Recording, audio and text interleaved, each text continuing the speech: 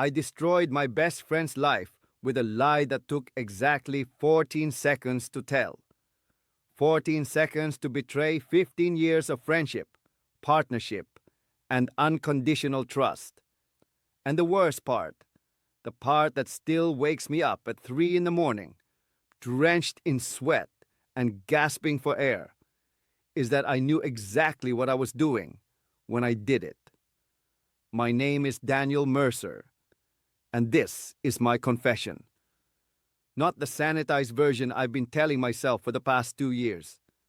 Not the justified narrative I constructed to help me sleep at night. The real story, the ugly truth about how I lied to my business partner, my closest friend, the man who would have given me his last dollar, and how that lie destroyed us both. I met Kevin Holt in the fall of 2006 at a startup incubator event in downtown Chicago. We were both 25, both hungry, both convinced we were going to change the world. The difference between us was immediately apparent. Kevin was warmth and optimism, wrapped in a rumpled blazer. The kind of guy who remembered everyone's name and genuinely cared about their answers when he asked how they were doing. I was sharper, colder, more strategic. I saw angles where Kevin saw people. We shouldn't have worked together. We were too different. But somehow, those differences became our strength. Kevin was the visionary, the one who could walk into a room and make everyone believe in our impossible dream. I was the executor, the one who turned his wild ideas into spreadsheets and projections and actionable plans. We started Meridian Software Solutions in his cramped apartment, working on laptops balanced on milk crates and pizza boxes. The early years were brutal. 80-hour weeks, maxed out credit cards, relationships that crumbled under the weight of our obsession. But we survived because we trusted each other completely. Kevin never questioned my financial decisions. I never doubted his product vision. We were two halves of a whole, and together, we built something real. By 2015, Meridian was pulling in $12 million a year. Not world-changing money, but respectable. Solid. We had 47 employees, a downtown office with actual furniture, and a reputation in the enterprise software space that opened doors. Kevin and I were equal partners, 50-50, just like we'd agreed on that first night over cheap beer and cheaper pizza. I want you to understand what Kevin meant to me before I tell you what I did to him. He was there when my father died, sitting next to me in the funeral home when I couldn't speak. He was there when my first marriage imploded, letting me crash on his couch for 3 months without ever making me feel like a burden.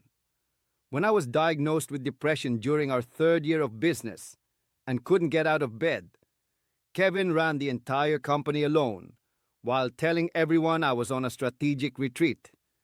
He loved me like a brother. More than a brother, really. I have an actual brother, and he's never done half of what Kevin did for me.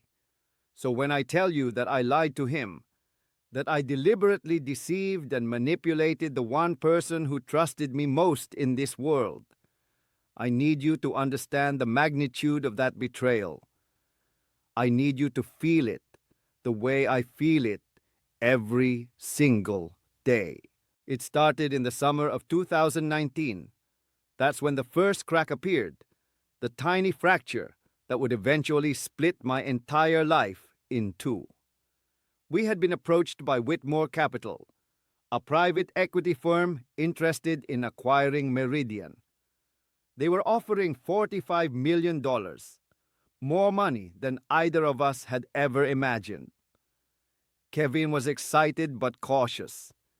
He wanted to think it through, consider our employees, make sure we weren't selling our baby to wolves who would gut it for parts. I wanted the money, not for what I could buy, but for what it represented. Security, validation, proof that I had made it. You have to understand where I came from to understand why this mattered so much. I grew up in a two-bedroom apartment in Cicero, with a father who worked double shifts at a meatpacking plant, and a mother who cleaned office buildings at night. Every morning, I watched them leave in the dark and return in the dark, their bodies slowly breaking down in service of bills that never seemed to get paid. I swore I would never live like that. I swore I would build something that couldn't be taken away. And $45 million felt like the final brick in that wall of protection. But Kevin wanted to wait. He thought we could grow Meridian even larger, sell for more later, keep building the thing we'd created together. He wasn't wrong. We were on a solid growth trajectory, and the market was strong. I should have listened to him. I should have trusted his instincts, the same instincts that had guided us through every storm for 15 years. Instead, I started to resent him. It's hard to explain how quickly that resentment grew once it took root. Every time Kevin delayed a decision, I felt a spike of frustration. Every time he wanted to think things over or get more input from the team, I saw it as him standing between me and the security I desperately needed. Looking back, I can see that my thinking was distorted. I was in the grip of something, anxiety maybe, or some primal fear left over from my childhood. I couldn't see Kevin as my partner anymore. I started seeing him as an obstacle. That's when I began to lie. The first lie was small, almost innocent, if any lie can be innocent. I told Kevin that Whitmore had moved up their deadline, that we needed to make a decision faster than he was comfortable with. It wasn't true. They had given us plenty of time, but I thought the pressure would push him toward yes. It didn't work. Kevin dug in his heels. He said he felt rushed, that something didn't feel right. So I lied again, bigger this time. I told him that our Chief Technology Officer, Marcus Webb, was being recruited by a competitor, that if we didn't sell soon, we risked losing him and tanking the deal. This was a complete fabrication. Marcus was happy at Meridian, had no intention of leaving, and had never even talked to a competitor. Kevin started to waver. Marcus was essential to our technology stack. Losing him could drop our valuation significantly. But still, Kevin wanted more time. So I told the lie that would ruin everything. We had a meeting scheduled with Whitmore for the following Tuesday. A routine check-in, nothing more. Kevin was going to attend by video, as he was visiting his mother in Wisconsin that week. She was recovering from hip surgery, and he was helping her around the house. I called him the morning of the meeting and told him the call had been rescheduled. I said Whitmore had pushed it to the following week due to an internal conflict on their end. It was a lie. The meeting happened as planned, but Kevin wasn't on it. And in that meeting, I negotiated terms that protected me at his expense. I sit here now, writing these words, and I still can't fully comprehend how I justified it to myself. The human mind has an incredible capacity for self-deception, for constructing narratives that make our worst actions seem reasonable, even necessary. I told myself I was doing this for both of us. Kevin was too cautious, too sentimental. He would thank me later, when we were both rich enough to never worry about money again. I was the one who understood the business world, the one who could see that this deal needed to happen now. I was protecting him from himself. That's the story I told myself as I sat in that conference room and agreed to terms that gave me 60% of the sale proceeds instead of 50%. I told the Whitmore team that Kevin had agreed to restructure our ownership split, that he wanted to take a step back and let me handle the operational transition. I forged his initials on preliminary documents. I impersonated him on email threads he never saw. I became a criminal, a fraud, a betrayer. And I did it all with a smile on my face, telling myself I was being smart. The deal closed in November 2019. $45 million, minus fees and taxes and various adjustments. My share came to roughly 27 million. Kevin's came to 18, a full 9 million less than he was entitled to. For the first few months, nothing happened. Kevin was thrilled with his payout, which was still life-changing money. He bought his mother a new house, paid off his sister's student loans, set up college funds for his nieces and nephews. He talked about starting a non-profit, about giving back to the community that had raised him. I watched him be generous with money that should have been greater, and I felt nothing but relief that I had gotten away with it. The guilt came later. It started as a whisper, a small voice in the back of my mind that I could easily silence with distraction. Then it grew louder. By the spring of 2020, when the world was locked down and I had nothing to do but sit with my own thoughts, the whisper had become a scream. I started having nightmares. In them, Kevin would discover what I'd done, and he would look at me with those warm, trusting eyes and ask me a single question. Why? I never had an answer, not in the dreams, and not in waking life.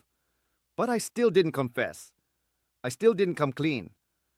I told myself that too much time had passed, that revealing the truth now would only cause unnecessary pain. Kevin was happy. He had his money, more than enough to live well. What good would it do to shatter his peace of mind? The lies we tell ourselves are always the most dangerous. The unraveling began in the summer of 2021, almost 2 years after the deal closed. I was at a charity event in downtown Chicago, one of those galas where rich people pay too much for mediocre chicken so they can feel good about themselves. I was there because my financial advisor thought it would be good for my image, and I'd reached a point where my image was all I cared about. I was standing near the bar, nursing a drink I didn't want, when I heard a voice I recognized. Daniel Mercer, I was wondering if you'd show your face here. I turned around and found myself looking at Elaine Chen, Whitmore Capital's lead attorney on the Meridian deal. She was holding a champagne flute with perfectly manicured nails, and there was something in her expression that made my stomach drop. Elaine, good to see you. Is it? She smiled, but there was no warmth in it. I've been wanting to talk to you, actually. We've been doing a retrospective on the Meridian acquisition, standard procedure for deals of that size, and we found some inconsistencies. My heart started pounding so hard I was certain she could hear it. What kind of inconsistencies? Nothing for you to worry about, she said, her eyes never leaving mine. Just some paperwork anomalies. Things that don't quite match up with what we were told during the negotiation. She let the statement hang in the air between us, watching my reaction. I forced my face into a neutral expression, but I could feel sweat forming along my hairline. I'm sure it's nothing, I said. These deals are complicated. Paperwork gets messy. Yes, she agreed. They certainly do get messy. She finished her champagne and set the glass on the bar. Enjoy the rest of your evening, Daniel. I'm sure we'll be in touch. I didn't sleep that night, or the next. I lay in my massive bed in my massive house and stared at the ceiling, running through scenarios in my mind. What had they found? How much did they know? Could I still contain this? A week later, I got a call from Kevin. Hey, Dan, I just got a weird message from someone at Whitmore. They want to schedule a meeting to clarify some details about the sale. Any idea what that's about? My mouth went dry. Probably just routine stuff, I heard myself say. You know how these corporate types are. Always crossing T's and dotting I's. Yeah, probably. He paused. It's just strange that they're reaching out now, you know? It's been almost 2 years. I wouldn't worry about it. Let me know if you need help with anything. Thanks, brother. I knew I could count on you. Brother. He called me brother. I hung up the phone and threw up in my kitchen sink. For the next few weeks, I existed in a state of constant terror. Every time my phone buzzed, I expected it to be Kevin, calling to confront me. Every email that arrived made my pulse spike. I started drinking more than I should, just to take the edge off the anxiety that had become my constant companion. Then I got a call from a lawyer, not Elaine Chen, someone I'd never heard of, named Patricia Wells. She said she was representing Kevin Holt in a matter concerning the Meridian acquisition, and she wanted to schedule a meeting at my earliest convenience. So this was it. This was how it ended. I could have hired my own lawyers. I could have fought, denied, obfuscated. With my resources, I could have dragged things out for years, made the whole process so expensive and exhausting that Kevin might have given up. But as I sat there holding the phone, listening to Patricia Wells calmly explain the allegations against me, something inside me finally broke. The wall of justification I had built around my actions crumbled, and I saw myself clearly for the first time in years. I was not a smart businessman making tough decisions. I was a thief. I had stolen from the one person in the world who truly trusted me, and I had lied to cover my tracks like a common criminal. I'll meet with you, I told Patricia Wells. Name the time and place.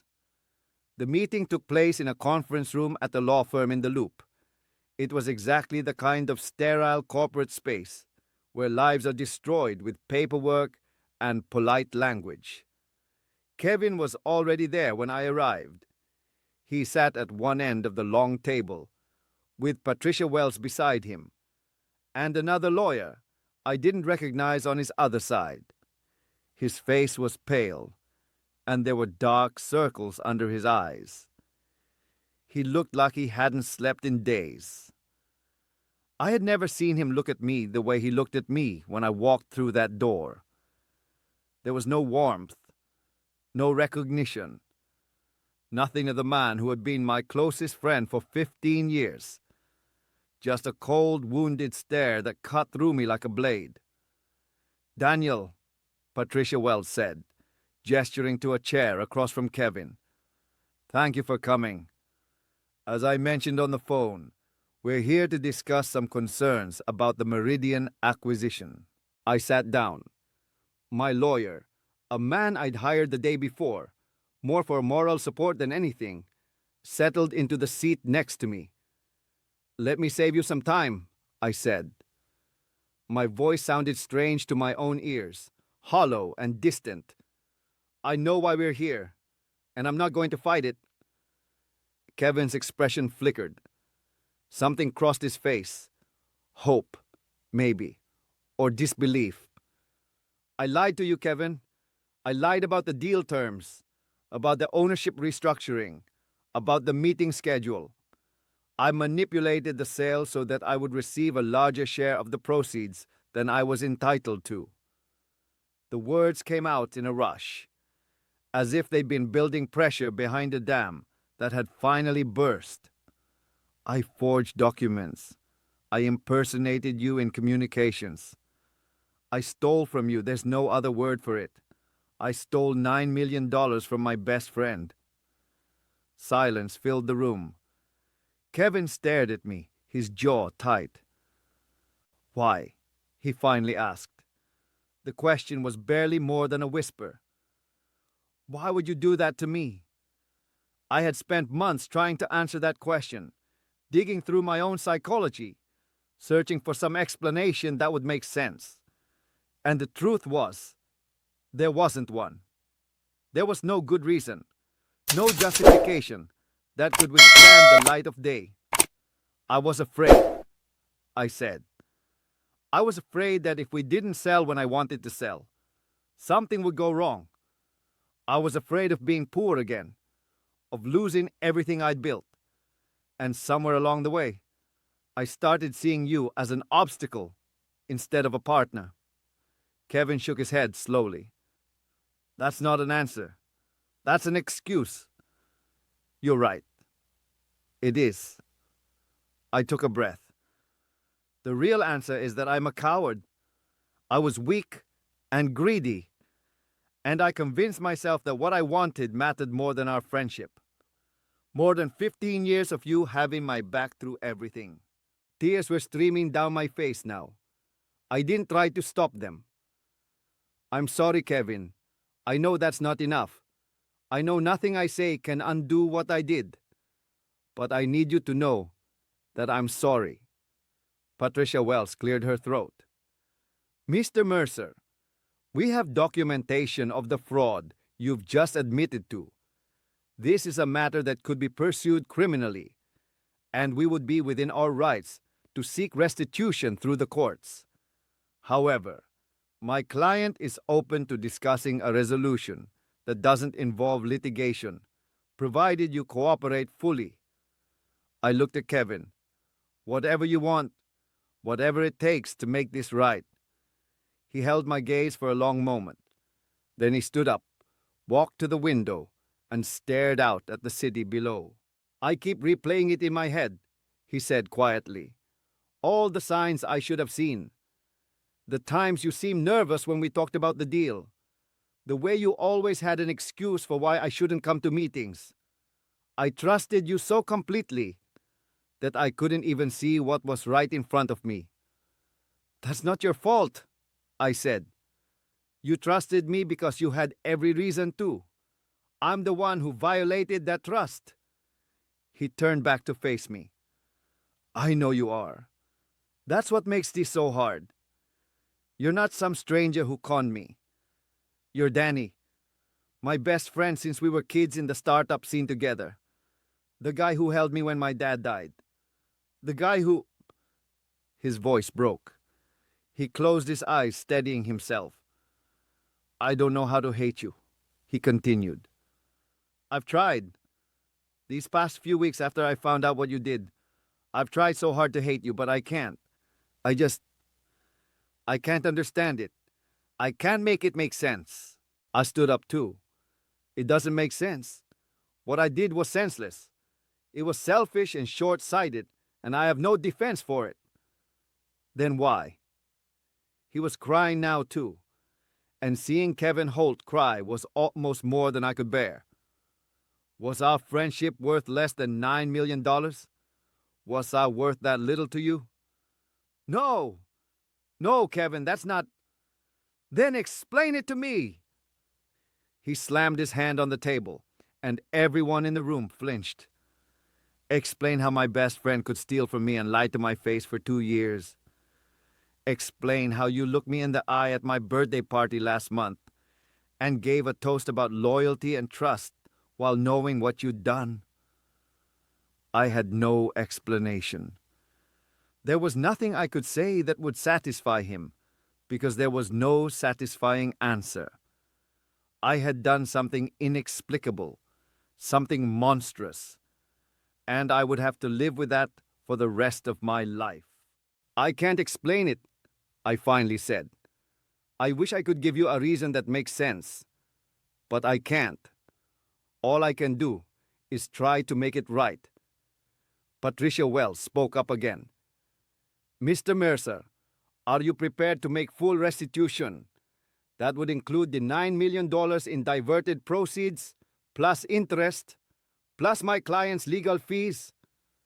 Yes. I didn't hesitate. The money I had stolen had brought me nothing but misery. Giving it back felt like the only clean thing I could do. And are you prepared to sign a statement admitting to your actions, which could be used in criminal proceedings if my client chooses to pursue them? I looked at Kevin. If you want me to go to prison, I'll go. I'll sign whatever you want me to sign. Kevin shook his head. I don't want you to go to prison. I want my friend back. But I don't think that's possible anymore. We stood there in that sterile conference room, two men who had once meant everything to each other. And I felt the full weight of what I had destroyed. Not just a partnership, not just a financial arrangement, but a sacred trust that had been the foundation of both our lives. I'm gonna take the money, Kevin said. You owe me that. But I'm not going to press charges. Not because I forgive you. I don't know if I'll ever be able to do that. But because I don't want to spend the next 5 years of my life in courtrooms, reliving this over and over. Thank you, I whispered. Don't thank me. His voice was bitter. This isn't mercy, it's exhaustion. I'm too tired and too broken to fight anymore. He gathered his things and walked toward the door. Then he paused, his hand on the handle. I keep thinking about that night we started the company, he said without turning around. That tiny apartment with the milk crates and the pizza boxes. We had nothing, Danny. Nothing but each other and this crazy dream. And we made it real. We did something impossible together. He finally looked back at me. I would have shared everything with you. If you had just asked me, if you had told me you were scared, or anxious, or needed more, I would have given you whatever you needed. That's what we were. That's what I thought we were. I know, I said. I know that now. But you didn't trust me enough to ask. After everything we'd been through, you still didn't trust me. He shook his head. Goodbye, Danny. He walked out of the room, and I knew with absolute certainty that I would never speak to him again. The transfer of funds was completed within a month. $11.7 million. The original $9 million plus interest and fees. It was almost half of what I'd left after taxes and living expenses. But I didn't care. I would have given all of it if he'd asked. But money wasn't really what Kevin had lost. Neither was I. What we both lost was the irreplaceable bond of trust that had sustained us for a decade and a half. And no amount of restitution could ever restore that. The months that followed were the darkest of my life. I had my big house and my remaining millions, but I was utterly alone. The people I thought were my friends turned out to be attracted to my success, not to me. When word got around about what I'd done, and it always gets around, they quietly disappeared. I deserved their abandonment. I deserved worse. I started seeing a therapist, not because I believed I could be fixed, but because I was afraid of what I might do if I didn't talk to someone. I was drowning in guilt, suffocating under the weight of my own actions. Dr. Sarah Kim was not gentle with me. She didn't let me wallow in self-pity or construct new justifications for what I'd done. She forced me to look at the patterns in my life, the deep-seated insecurity that drove my need for financial security, the fear of abandonment that made me push people away before they could leave me, the control issues that made me unable to trust even my closest friend. You need to understand, she said in one of our early sessions, that explaining your behavior is not the same as excusing it. We can trace the psychological roots of what you did without pretending that you had no choice. You had a choice, Daniel. You made the wrong one. I know. Do you? Because what I'm hearing is a lot of self-flagellation, which is just another way of centering yourself in the narrative. Look how terrible I am. Look how much I'm suffering. That's not remorse. That's narcissism wearing a different mask. Her words hit me like a slap. But she was right.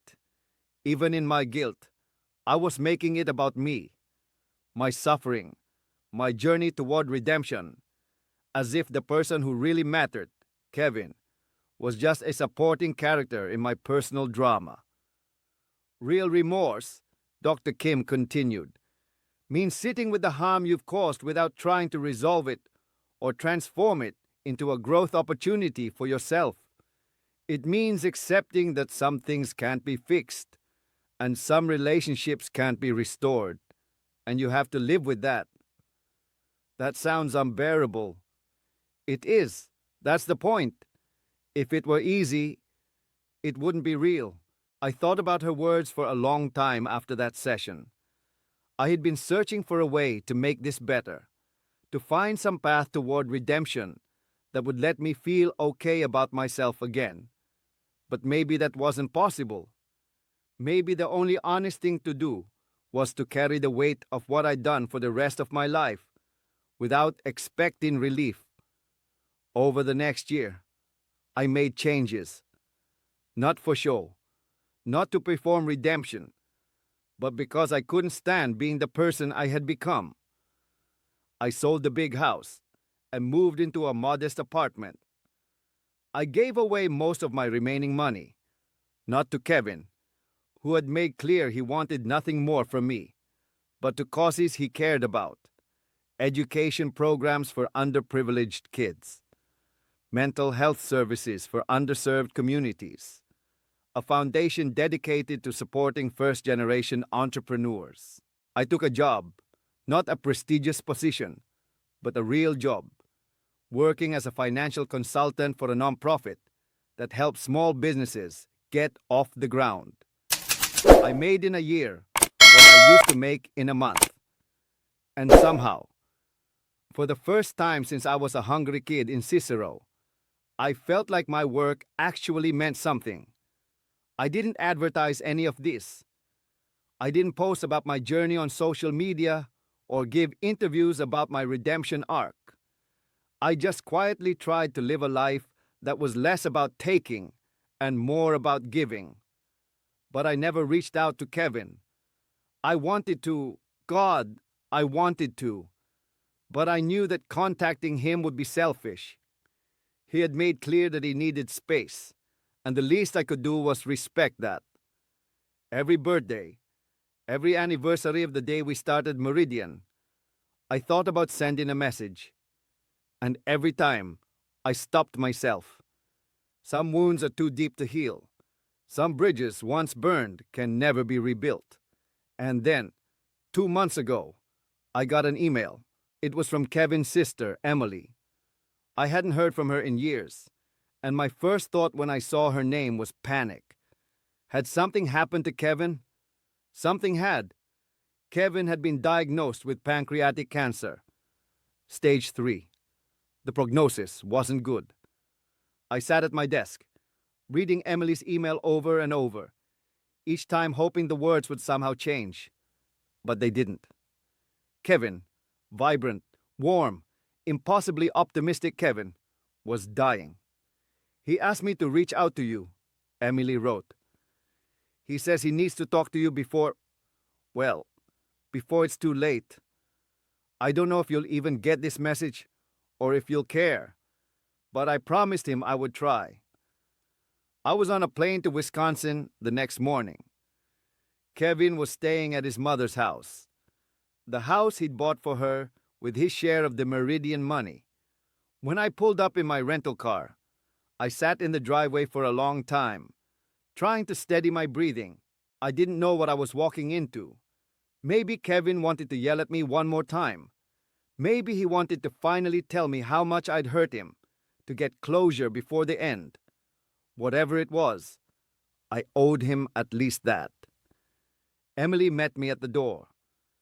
She was older than I remembered, lines around her eyes that hadn't been there the last time I saw her. "Thank you for coming," she said quietly. "He's in the living room. He gets tired easily, so don't expect too much." I nodded and walked into the house. Kevin was sitting in a recliner by the window, wrapped in a blanket despite the warm day. He had lost weight, too much weight, and his skin had a yellowish tinge that I recognized from my grandmother's final days. But when he saw me, his eyes were the same, still warm, still Kevin. "Danny," he said, "you came." "Of course I came." My voice cracked. "I would have come sooner if I'd known." He gestured to the couch across from him. "Sit, please." I sat. We looked at each other in silence for a moment, all the years and all the pain hanging in the air between us. "I've been thinking a lot about forgiveness," Kevin said finally. "About what it means, about whether it's something you give to others or something you do for yourself." I didn't respond. This was his moment, and I wasn't going to interrupt it. "For a long time, I told myself I would never forgive you. What you did, it broke something in me.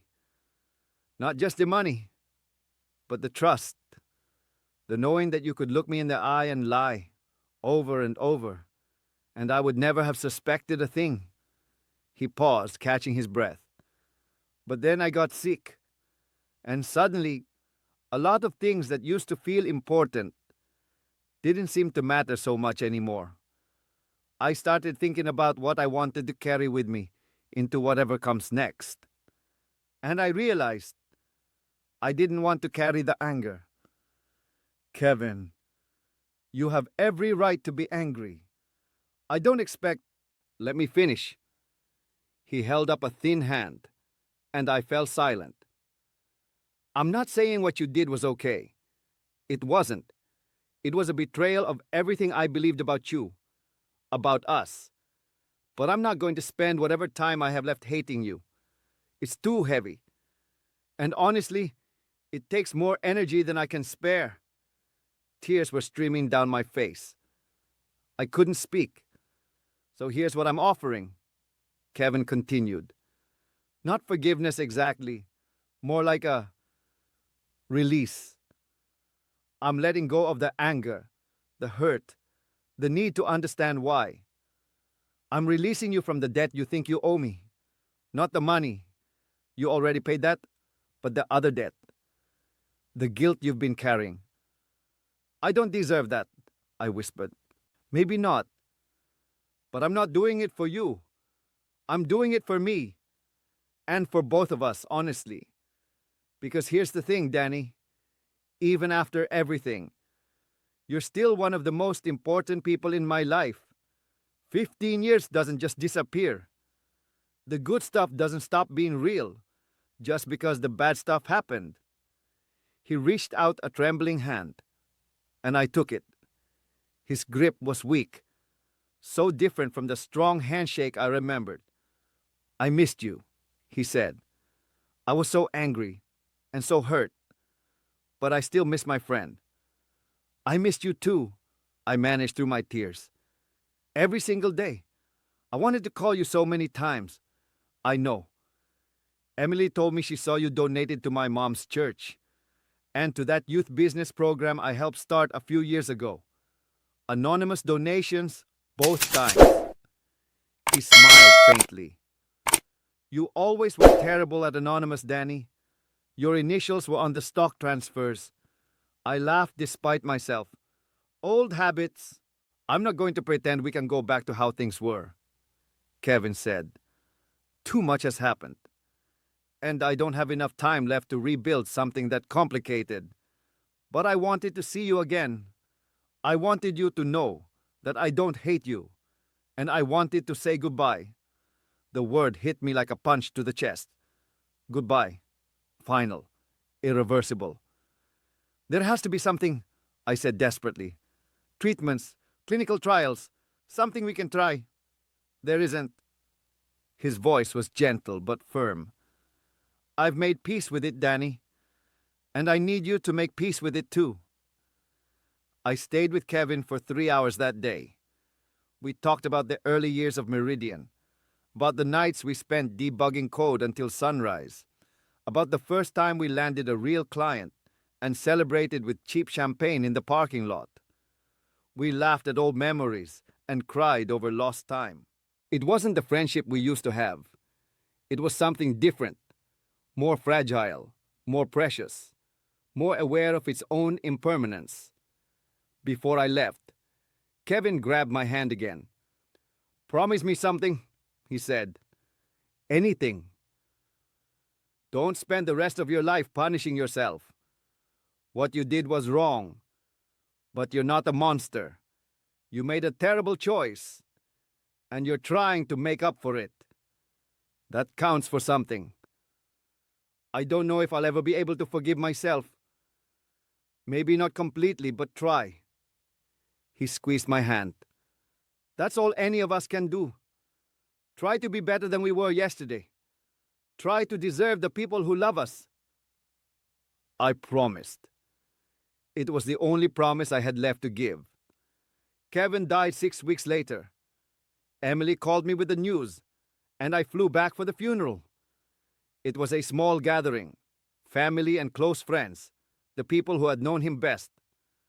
I wasn't sure if I belonged there, but Emily had insisted. I sat in the back of the church, listening to people share their memories of Kevin.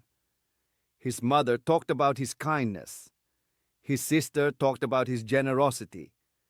His business partners from the nonprofit he'd started after Meridian talked about his vision. And then Emily turned to me. "Daniel, would you like to say a few words?" I hadn't prepared anything. I hadn't expected to speak, but I found myself walking to the front of the church, standing before a room full of people who knew what I had done.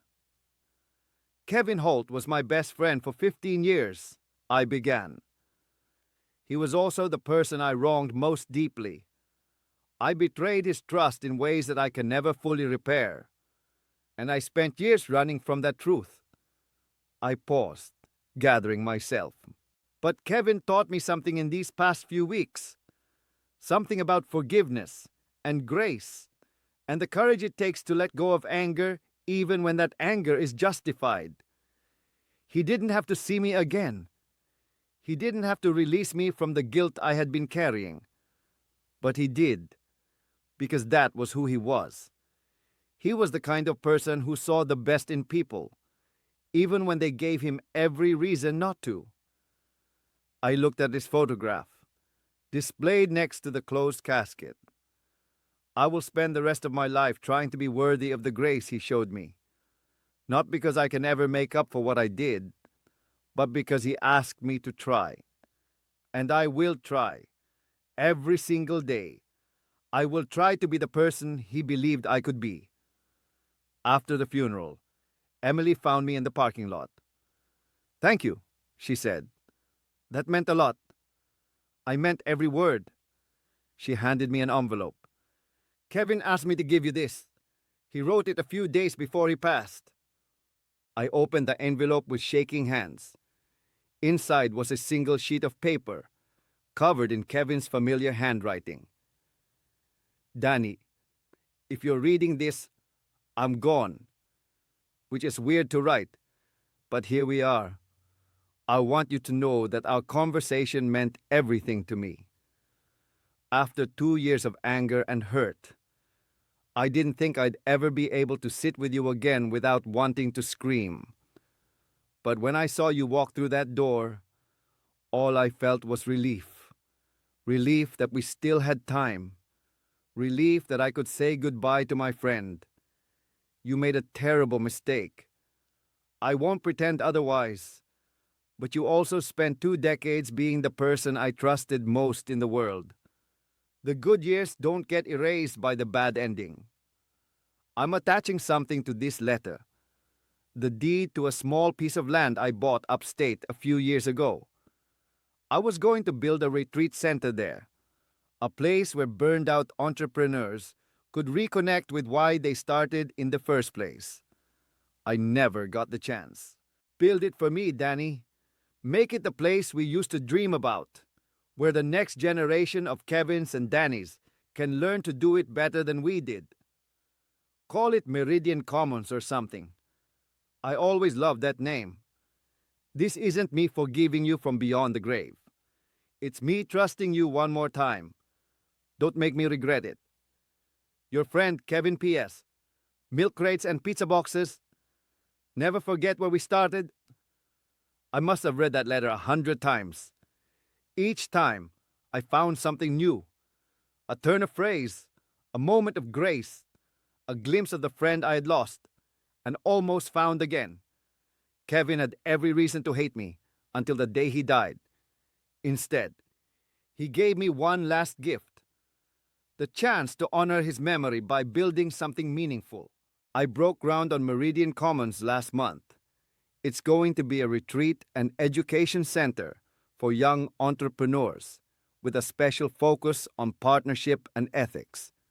We're going to teach the next generation what I had to learn the hard way: that no amount of success is worth sacrificing the people who helped you get there. I don't know if I'll ever fully forgive myself for what I did to Kevin. Dr. Kim says forgiveness isn't a destination, it's a practice. Something you have to choose over and over every day. Some days I'm better at it than others, but I'm trying. Like Kevin asked me to. I'm trying to be better than I was yesterday. I'm trying to deserve the trust he placed in me one final time. This confession isn't meant to absolve me. Nothing can do that. It's meant to tell the truth. The full, ugly, complicated truth about what happens when you let fear and greed override everything that matters. I lied to my best friend. I stole from him. I betrayed 15 years of unconditional trust for $9 million and the illusion of security. And it cost me everything. If you're listening to this and you're facing a similar choice, a moment where the wrong thing seems easier than the right thing, where you're tempted to take what isn't yours or lie to someone who trusts you, please hear me. It's not worth it. Whatever you gain, you will lose 10 times more, and you will carry that weight for the rest of your life. I lost my best friend twice. The first time, I pushed him away with my betrayal. The second time, I lost him forever to an illness that didn't care how much he was loved or how much good he had left to do in the world. I can't change the past. I can only try to build something worthy of his memory. And I can tell this story in the hope that someone out there will make a different choice than I did. My name is Daniel Mercer. I'm 41 years old, and I'm finally ready to stop running from the truth. Kevin, if you're out there somewhere watching over this mess I'm still trying to clean up, I hope I'm making you proud. I hope that wherever you are, there are milk crates and pizza boxes and crazy dreams that somehow come true. I miss you every day. And I'm trying. I'm trying. That's all I can do